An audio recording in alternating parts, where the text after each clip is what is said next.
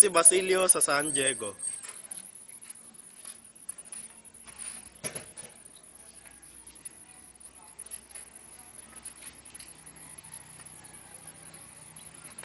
O bakit? Napahinto ka?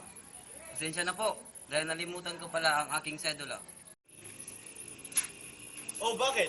Anong problema dito? Nalimutan daw niya ang kanyang sedula. Ano? Halika nga dito.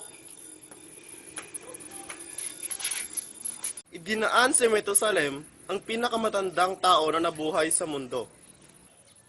Sumunod ay idinaan ang 3 haring mago. Sa tuwing makakakita ako ng hari, ang itim na si Haring Melchor. Basilio, may gusto akong tanungin kung nakawala na ba ang kanang paa ni Bernardo Carpio na naipit sa kabundukan sa San Mateo.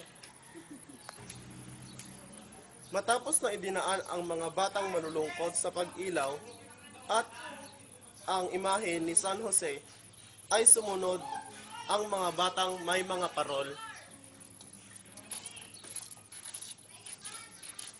habang nasa dulo ang berhen.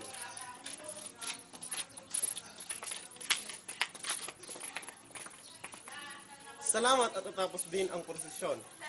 Sandali, ba't walang ilaw ang parol ng kartila? Sinong?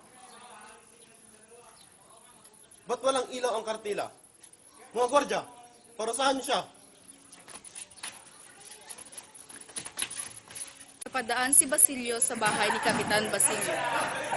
Tanging itong bahay lang ni Kapitan Basilio ang napakasaya.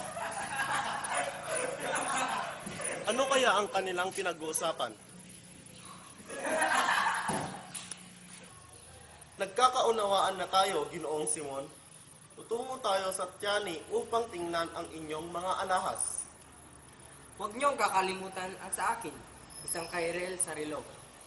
Sa akin naman ay isang pares na hikaw. Ito.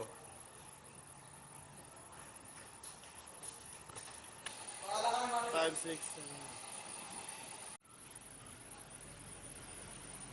Sindak-sindak ang pagkatao ni Simon.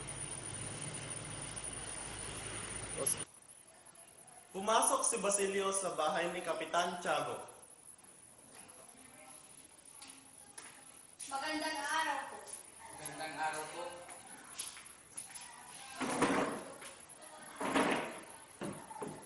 Ngayon, may paghinayang ako kung bakit namatay ang matandang utusan na siya ang aking tagapag-ulat. Ngayon, gusto kong makatistis ng tao.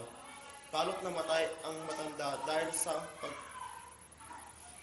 pagkadukot ng mga tulisan kay Kabesang Tales.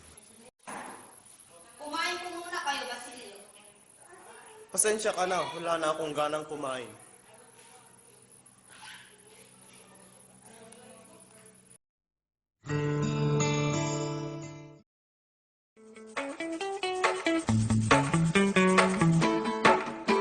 You say it's your birthday.